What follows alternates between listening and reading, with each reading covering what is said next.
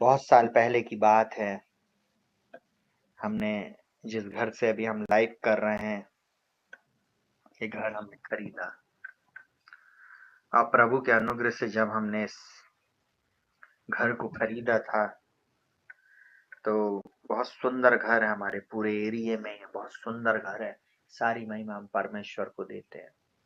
हमारी योग्यता से बढ़कर परमेश्वर ने मुझको, मेरी पत्नी, मेरे दोनों बच्चों को आशीषित किया। हम उस बात के लिए धन्यवाद देते। कहीं ना कहीं हम परमेश्वर के अनुग्रह में उन कार्यों को कर पा रहे थे।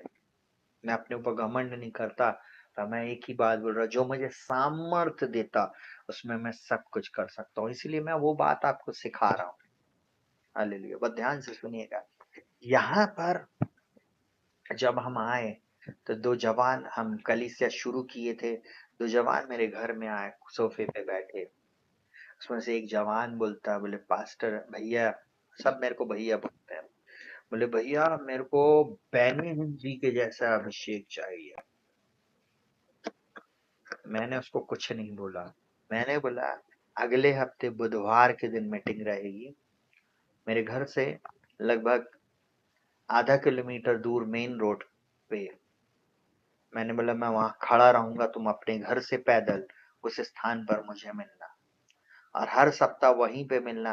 मैं तुमको लेकर चलूंगा, तुम चलो तो अभिषेक तुम पाओगे। सुने का बहुत ध्यान से।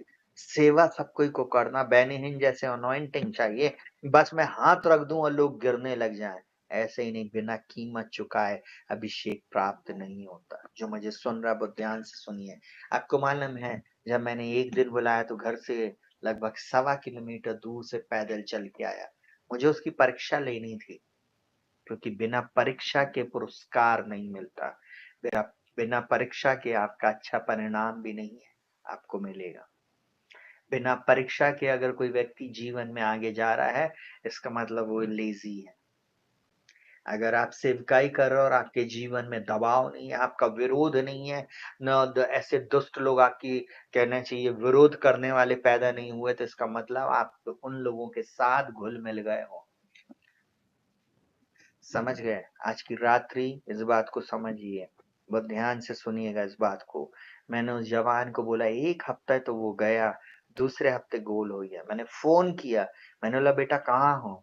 बोले भैया वो ना काम आ गया था। तीसरे हफ्ते पूछा, चौथे हफ्ते, पांचवें हफ्ते मैंने उसको फोन नहीं किया, क्योंकि मुझे मालूम था बैनीहीन का अभिषेक ऐसे हवा में नहीं निकलता। आपको मालूम है कीमत चुकानी पड़ती है।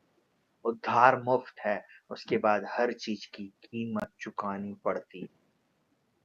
सुनिएगा, मत्ती 7 उसका 21-23 बोलता है, जो मुझसे हे प्रभु कहता है, उसमें से हर एक स्वर्ग के राज में प्रवेश ना करेगा। आज बहुत सारे लोग, तू भी प्रभु बोल रहा, तू भी प्रभु बोल रहा, तू भी प्रभु बोल रहा, सब अपने आप को प्रॉफिट बोल रहे, सब अपने आप को कहना चाहिए अपोस्टल बोल रहे, सब पास्टर बनने की फिराक में है, सब इवेंजलिस्ट लिख रहे हैं, भले ही उनको मालूम नहीं है। न ये भी नहीं मालूम है कि शिक्षक किसे कहते हैं, टीचर किसे कहते हैं, किसे पासबान बोलते हैं। पासबान का हृदय नहीं है, दर्द नहीं है भेड़ों के लिए, कभी रात में जग कर उनके लिए प्रार्थना नहीं किए, कभी उनके घर नहीं गए, कभी उनको चराने के लिए नहीं गए। और हर व्यक्ति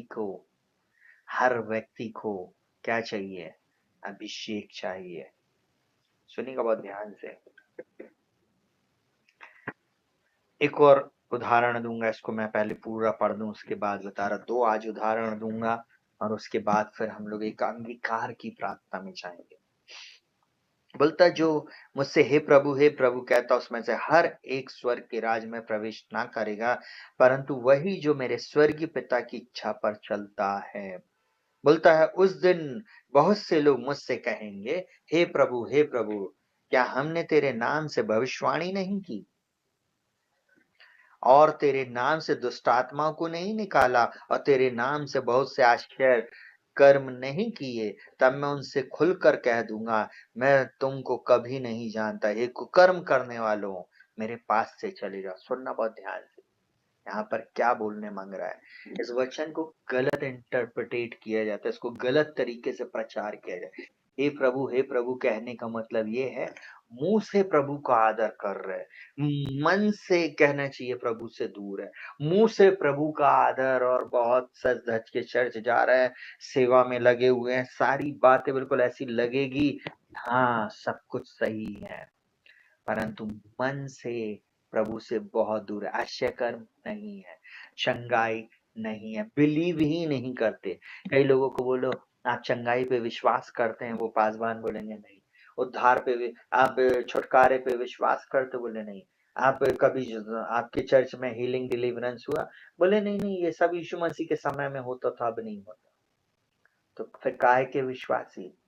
यीशु मसीह बोलता तुम मुझसे भी बड़े बड़े काम करोगे, जो मैं काम करता हूं वो तो करोगे, मुझसे भी बड़े बड़े काम करोगे। आपको मालूम है, वो परमेश्वर मुझसे और आपसे बोल रहा है। हे प्रभु कहने वाले तो सैकड़ों लोग चर्च में आते हैं, परंतु छन्ना है, मुश्किल से कुछ एक लोग टिकते हैं, कुछ एक लोग। कुछ को बुरा लग जाता, कुछ बैकस्लाइड हो जाते, कुछ लोगों को मेरे को काम बोलते हैं, हम करते हैं हम। समझ रहे हैं आप? कई लोग बोलते नहीं, मैं नहीं तो कोई नहीं, मैं नहीं तो कौन। आपको मालूम है, शत्रु उनको आके पकड़ के खींच के बाहर कर देता खेल से। कई लोग सोचते मैं नहीं जाऊंगी, नहीं जाऊंगा तो चर्च में कुछ नहीं होएगा। आपके आने नहीं आने से कुछ नहीं होएगा, प्रभु दूसरों को लाकर खड़ा कर देगा। यहाँ पर वही चीज हुई। यहाँ पर यीशु मसीह वही बात बोल रहा है जो मुझसे हे प्रभु बोल रहा है। बोलता कहता है, उसमें से हर एक स्वर्ग के राज्य में प्रवेश न करेगा, परंतु वही जो मेरे स्वर्गीय पिता की इच्छा पर चलता। और परमेश्वर की इच्छा क्या है? आप पवित्र बनो। परमेश्वर की इच्छा क्या है? कि आपका हृदय शुद्ध, साफ और पवित्र रहे। परमेश्वर की इच्छा क्या है?